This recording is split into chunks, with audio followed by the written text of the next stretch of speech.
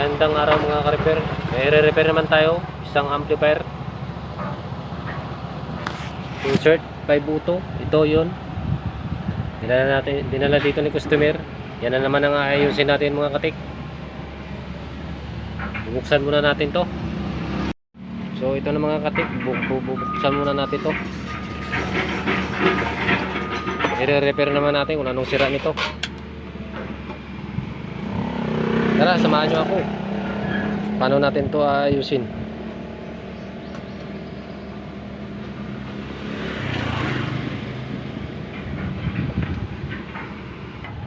Yun na mga katik na ano ko nang ito yun, no? Tanggalin muna natin yung ano niya, takip.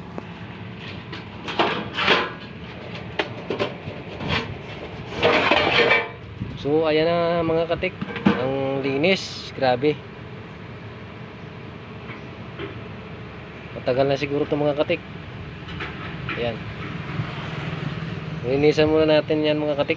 Kasi ang dami talagang dumi, oh. Makikita nyo. Original pa ito na 5 auto mga katik. Malaman nyo na original na 5 auto mga katik. Dahil yung motherboard nya ano pa, kulay brown. Tapos tanso to yung ano, yung pinaka-transformer nya, yun ang original. So linisan muna natin mga katik. So ito lang mga katik yung panglinis ko. Ito yung gamit ko panglinis.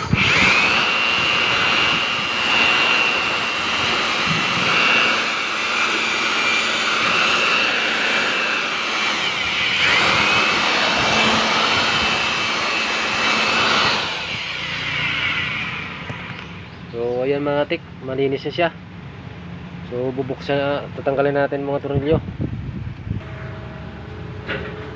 Tanggalin muna natin yung tornilyo nito.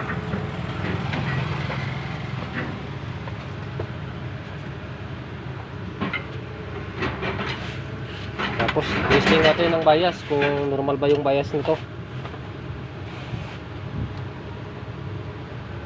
Hindi naman putok mga kada yung fuse nya. Hindi naman putok, ibig sabihin mga sira nito mga katik, maliliit na bisa. So, kasi hindi putok yung fuse nya, pinaka fuse nya.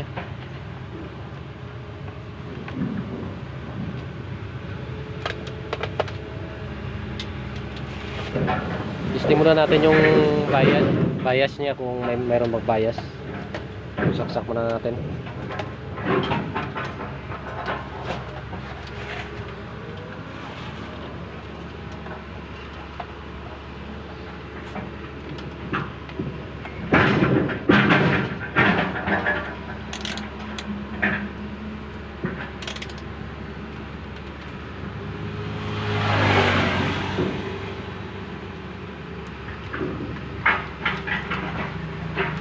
Power on natin. Yan o, naka-power on na. Check natin yung bias nya.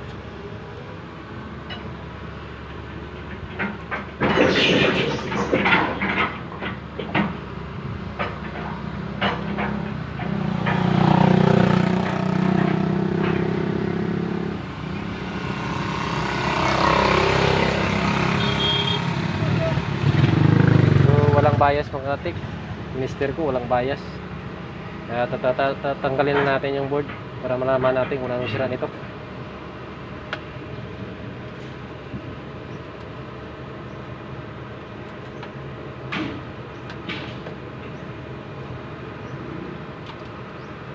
Check muna natin mga katik yung supply nya, kung mayroon bang supply na AC volt.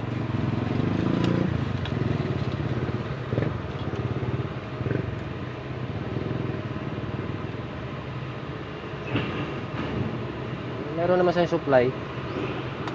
Ibig sabihin mga katik, yung mga liliit na resistor dyan or yan ang may sira, or mga transistor na maliliit.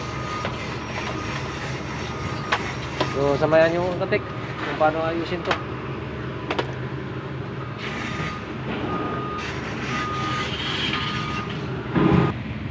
Ito na mga katik, bumungad na sa aking paningin.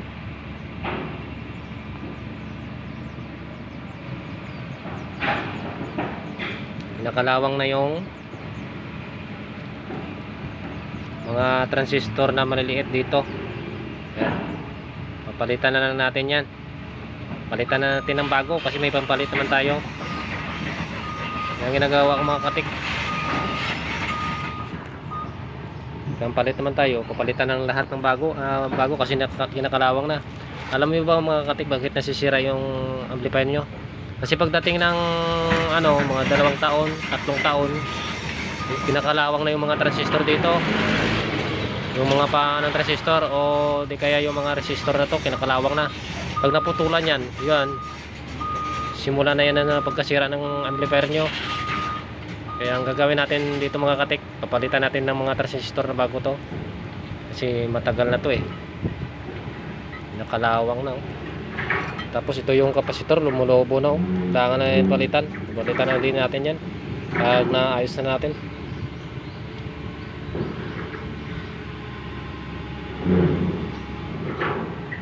Tatanggalin muna natin ito mga tik, yung mga luma niya, papalitan natin ng bago.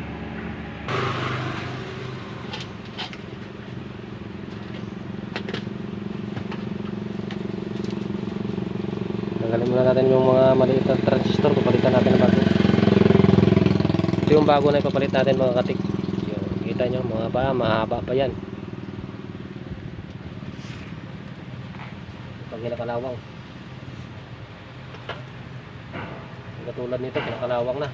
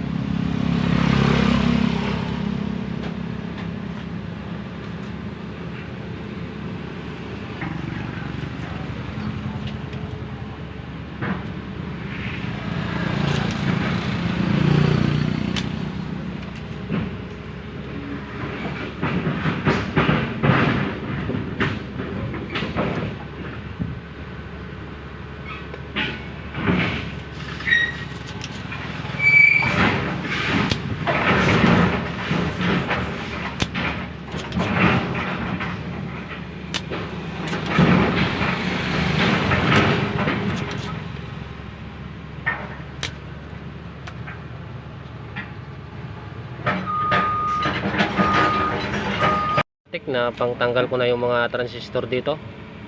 Yan, hindi may numero naman, may 551, 5401.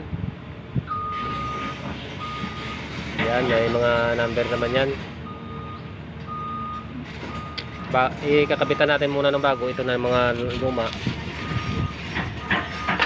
Yung mga bago, ang bago ito ikakabit natin.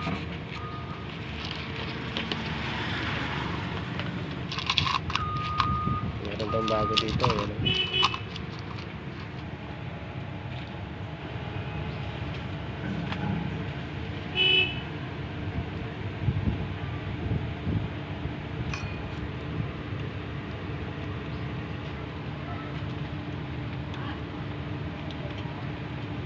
Kapit muna natin mga katik. Itong video natin mga katik sa mga baguhan ng tuwa, wag na yun sa mga magaling na. Ito sa nagsisimula pa lang, kasi basic lang to sa marunong na eh.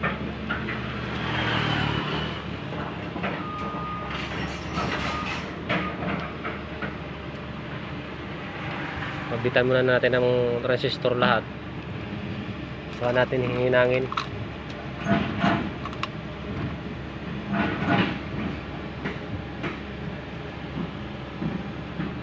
Madali lang gumawa pag mayroon ka ipapalit, pero pag wala kang ipapalit, matagal gumawa. Hanap ka muna. Dapat kung nagawa ka, mayroon ka ng stock.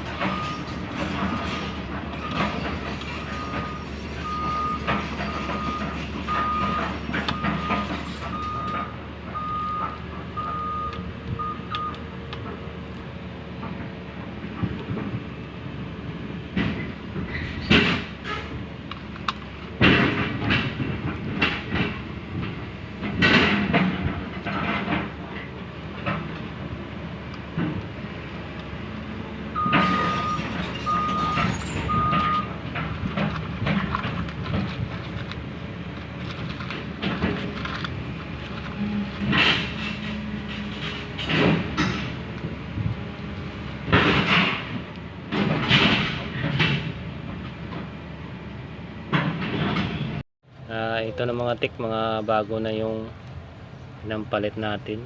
Ito yung luma. Yan, kinakalawang na yung mga paa. Yan, mga bago ito na rin natin. Yan.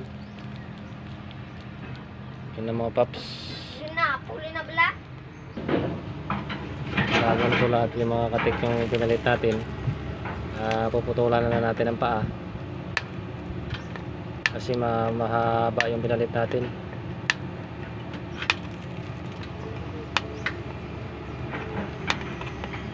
Tapos i-testing natin. Susuka tayo ng bias kung mayroon na bang bias.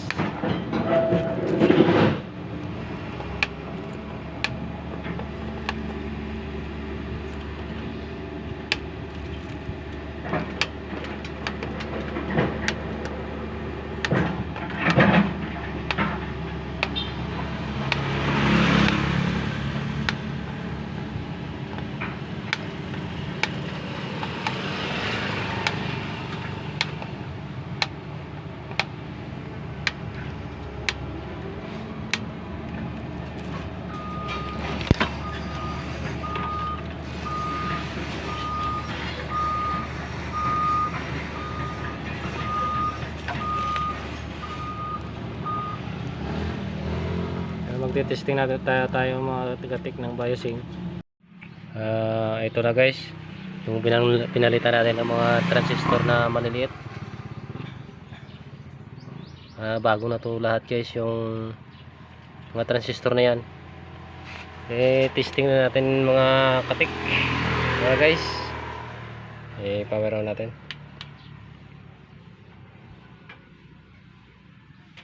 Volume natin.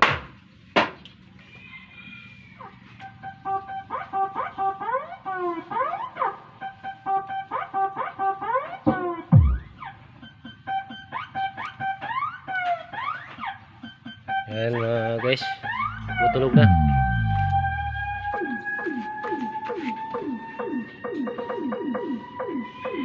Sa left channel pa lang tayo mga guys. Ito right channel to sa kabila.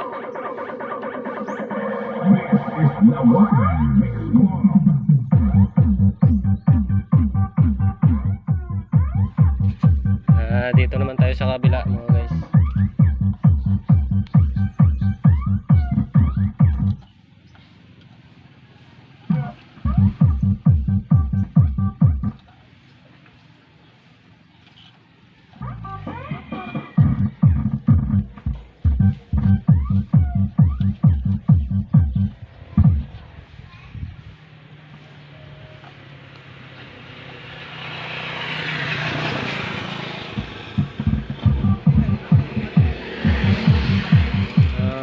Okay na guys, gumagana na yung left and right nya.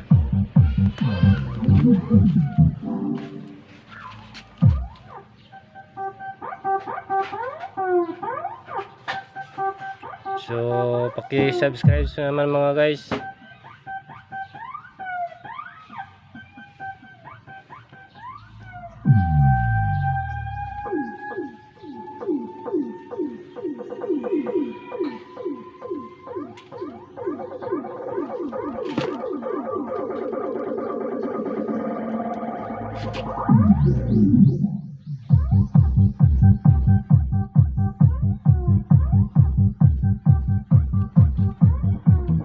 Ito yung pang testing ko mga guys.